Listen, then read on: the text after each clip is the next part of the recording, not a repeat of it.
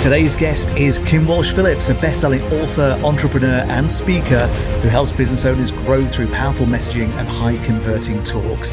Kim has built multiple successful businesses, worked with major brands, and is known for helping entrepreneurs turn their story, expertise, and stage presence into real revenue. Kim, it is great to have you with us. Oh, it's so great to be with you. You are so famous for the $1 Million Talk, and I know we're going to get into the framework of that maybe a little later, but maybe you could start by telling us how you got into this world in the first place.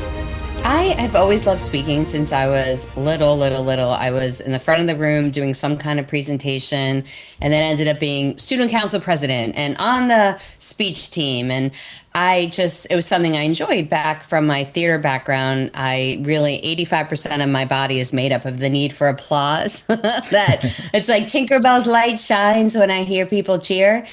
And so naturally I started doing it to grow my business. I would get invited places to speak, and it was great, but it would always be just so that I would hope at the end of my talk, someone would walk up to me and say, "I love what you said. How can we work together?" And it was great when it happened, but it was painful when it didn't.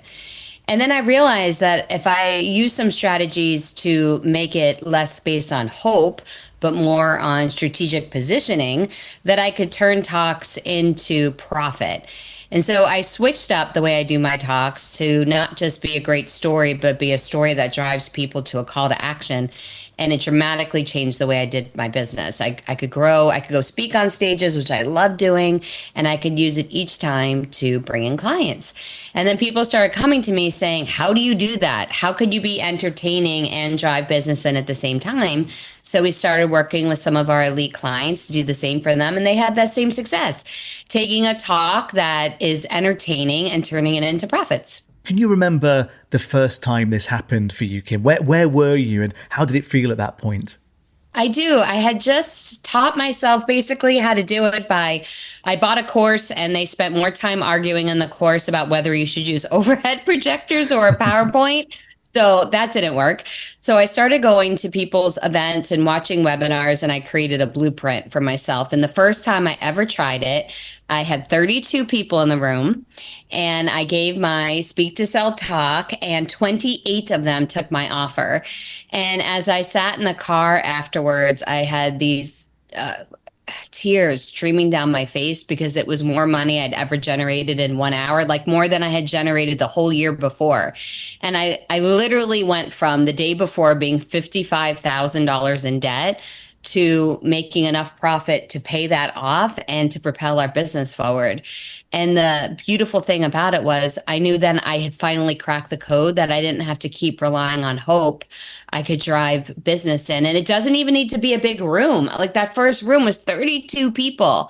It's just that you need to put strategic positioning in place so that you could drive people into the sale. I can imagine that was a real pinch yourself type of moment, Kim, when that happened. It was. And what were the early challenges maybe that you faced when you first got started? Was it your own self-doubt, or were you just straight out of the gate, okay, I'm going to do this and I'm going to make sure I'm successful? I think both things. I had a desire to do something different. So that was my first thing. I knew I enjoyed speaking, but I did not enjoy hoping and praying that clients would pay us enough to make payroll. Like one time I had to hawk my engagement ring in order to make payroll because things were so hard in the beginning of my company. So I knew I needed to do something different. And I knew that other people were doing it because I had seen them do it from the stage. I just knew I needed to figure out how. And the thing about speaking from stage is when you're trying it and you're testing it, you're doing it in real time in front of people. So there's this fear. What if they don't like me? What if this doesn't work? But I already knew that what I was doing wasn't working. So the way I positioned my mindset was, I'm just going to get curious. It wasn't that I went into it thinking this either is going to work or it's going to fail or it's going to be successful. I put on a mindset of I'm going to get curious to see what would happen if I tried it. And that took all the pressure off. And now every time I speak, I've spoken on thousands of stages since then. I test something else and I just operate in a mindset of curiosity. Let me see if the audience would laugh here. Let me see if they're quicker to enroll. Let me see if we get more retention if we try this thing. And one of my favorite things is operating like a scientist to see how they respond. My favorite quote is, "In God I trust, everyone else bring data." And so I position myself as a data scientist in my mindset. So it's not win or lose. It's just, let's see what we can find out. Now, obviously, this all converged into the $1 million talk. It's what you're famous for, as I mentioned in the introduction. Maybe you could just talk us through that for anybody who's not discovered the $1 million talk before. Absolutely. It came from a time I was on stage and I was speaking to a group of IT professionals. So they're naturally introverts, and I was selling a product to get them to speak on stage and on camera. So I'm trying to get a group of people who've never done a thing before, don't want to do the thing, never woke up wanting to do the thing, to get them to take action. And the process I followed there is what you always want to do. You want to start with the story that tells them a before, a during, and an after that they can relate to. So I told a story of struggling, waiting on word of mouth and referrals, and how that transferred into unlocking a process to automatically generate more clients. And that's the system we have today. So that's step one. Step two is you share with them a 4-step framework because it's something that they can follow and you can own. So they need to do it through you. So mine was speak. And then you naturally transition that into a call to action. So the invitation becomes a natural part of the presentation. It doesn't feel like a sale. And the transition statement that you use early in the presentation, you tell your audience, "I'm just going to give you this presentation. I know you're wondering if I'm going to make you an invitation at the end, and I am. So I want you to know that, but you're going to know when I make you that invitation. In fact, when I get to that part in the presentation, I'm going to ask you if I have your permission to make you an invitation. And if I've given you enough value by that point, you'll say yes, and I'll share it with you. But if I haven't, you'll say no, and we'll end the talk then. Sound good?" And they're like, "Yes." So now they can play full out and they can be excited and relaxed and not worried that I'm selling them something. And then when we get to the invitation part, I ask them, "Did I give you enough value to make you an invitation right now?" And when the audience says yes, now they're asking for the invitation versus you pushing something to sell to them. And so now they feel in control. And a buyer always wants to feel like they're in control because it feels really uncomfortable if something's being forced on them, but feels really good if they're asking for it.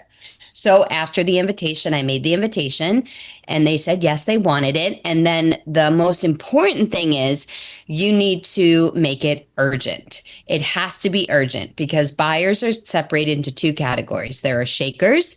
They rock back and forth thinking about making a purchase. And there are movers. They are going to move into massive action right now. You need a few movers in the beginning of making your invitation to give the shakers confidence that they're making the right decision. So in order to get someone to move, you need to give a time-sensitive call to action.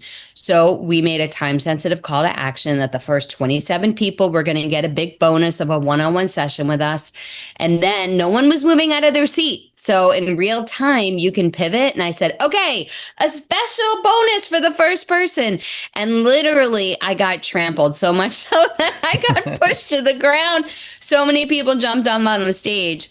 And we had so many people come in for the offer that we generated $1.25 million in revenue in that 1-hour talk. That's amazing.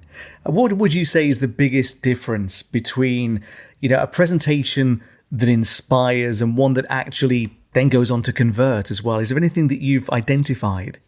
A talk that inspires is one of the most dangerous things that you could ever do, because when you get your audience inspired without giving them a way to take action, you're doing them a disservice. And most people think, oh, I don't want to make a pitch because they might not like me or I'm not serving them. But if you get them excited, filled with hope, and then you don't tell them how to do it, that's really dangerous. I was actually at an event. I heard an incredible speaker. She's really famous. She told her story and it was a bit traumatic and it unlocked a little bit of trauma for me. And I'm sitting there kind of shaking. And at the end of her talk, she got applause. And I thought, what do I do with this feeling? Like, aren't you going to give me a way to solve it? The best thing you can do for your audience is align your talk with a way that they can solve it. And when you have those two things connected, nothing in your story that you can't solve, nothing in your examples that you can't solve, you're doing a beautiful gift for your audience. You get them inspired, you give them hope, and then you give them a way to get that solved. A beautiful way to start is just by presenting your idea, opportunity, story to people you already have access to. So maybe you're in a school group and they invite speakers in to speak to a school group and you already know these individuals, or maybe you're in the Rotary Club or the Chamber and there's just opportunities to share within a meeting. That's a wonderful way to begin. And then you can take your practicing to online. You can try it by recording it as a video. You don't have to share the video online to start, but then you can post it to LinkedIn or to YouTube or to Facebook or Instagram. And then you could start trying live posting. So you're giving your talk in that way. So the more comfortable you get, the better. But here's the thing. The fastest path to success is finding a blueprint of somebody who's already done the thing you want to do. So I recommend anybody who wants to get more business by speaking, find a coach, a blueprint, a mentor who has done that very thing and follow the pathway. Not just speaking for speaking's sake. There's a lot of people who can teach you how to speak, and that's fantastic. But if you want to use speaking to grow your business, find someone who's done that before and then get a copy of their blueprint as the fastest path to getting it done for yourself. Obviously, you focused a lot on storytelling. You tell some amazing stories from the stage, Kim. How important is it to use a story when you are making a presentation? Do you think it's always necessary, or sometimes, or not at all? Always. That was a good setup question. Always necessary. You want a story for the beginning of your talk. You want a story after every step in your framework. You want stories to be shared in your close.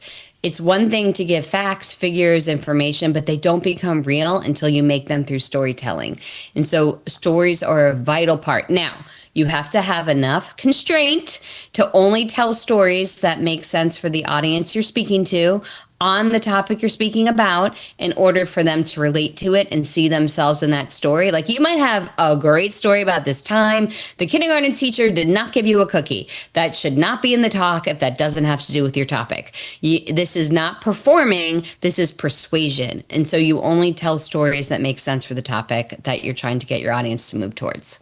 You've also been a big proponent in this movement to inspire business owners to get up on stage, talk about their business, not hide behind their keyboards or, just hide on a webinar, to actually get out there and do it. What motivates you to do this, Kim? What gets you out of bed in the morning? I'm on a mission to get 1 million clients, because every single client I work with impacts tens, hundreds of thousands of people. So my fast path to impact is to get as many clients as I possibly can, and I won't stop till I hit 1 million. And so by speaking on stage, I get to get in front of other people's audiences that have already gathered. I get instant authority positioning, and for me, it's the fastest path to achieving my purpose of why I'm here on this earth. I love that. Well, finally, for someone who's listening to this who wants to create a talk that actually drives revenue, what is the first step that you think they should take this week or today?